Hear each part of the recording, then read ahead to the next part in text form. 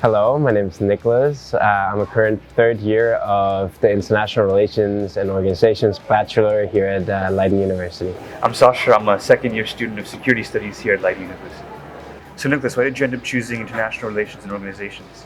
Well, I think I was always interested in international politics, and here at Leiden University, I got the chance to discover this through the lens of political science. Why did you choose security studies? Well, I've always been very interested in global security, and national security as well, and just global affairs. I didn't really know this was a field that you could study, but I was looking at the university website, and when I read all about the program, everything that we studied seemed to be super interesting to me.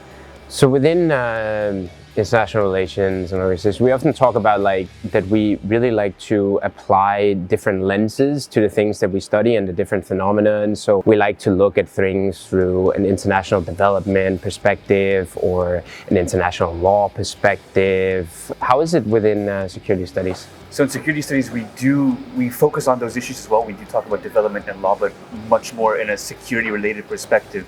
Last semester, we had a course, Law and Security, which basically deals with international law. We learn about all the different foundations of international law, the UN treaties, the international courts, but we link all of it to security. I know there's also the O in IRO stands for organizations. We don't discuss much about that apart from, organizations like NATO, which are dedicated to security. So maybe you can tell me a bit more about the organizations part. Yeah, for sure. I mean, there's a reason why it's there. And I think it's because a lot of the politics and a lot of the phenomenon happens within these organizations.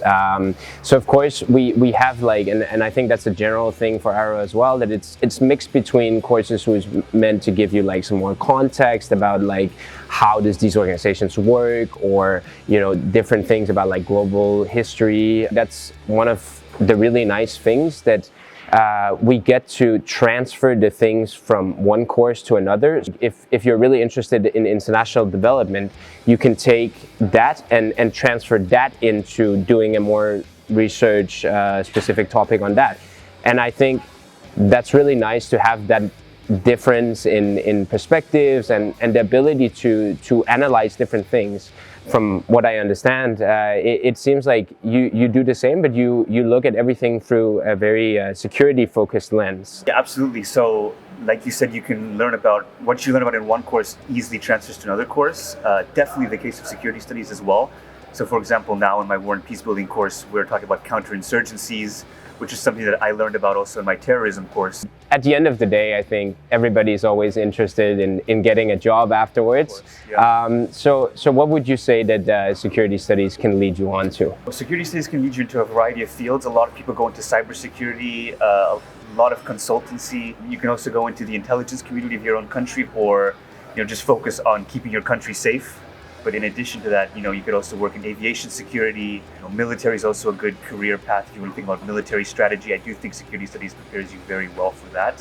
What about you yourself and the rest of your IRO compatriots? A lot of people choose to go in and work for an international organization.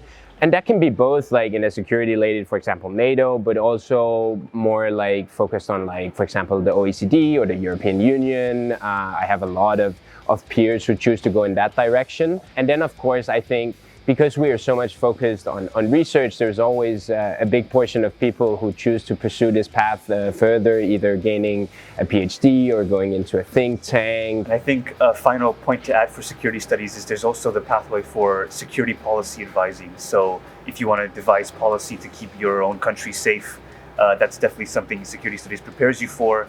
And also risk advisory as well. That's a big emerging field, and we do discuss a lot of risk in security studies. So I think that is also a field you'll see a lot of security studies graduates going into.